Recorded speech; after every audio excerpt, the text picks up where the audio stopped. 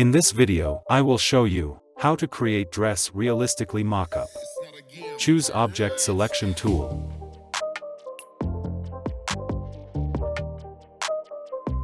Press V. Ctrl J 2 time.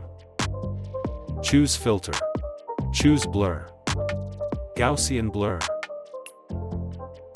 Press Ctrl Shift S. Press Enter. Press Enter again. Press Backspace. Choose File. Choose Place Embedded.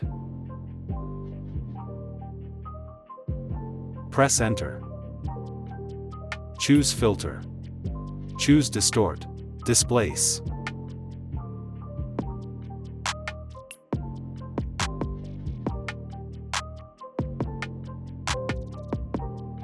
Choose Create Clipping Mask. Choose Multiply.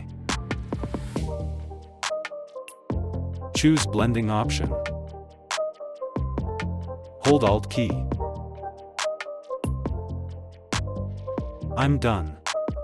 Before and after. Don't forget to like this video, and thank for watching.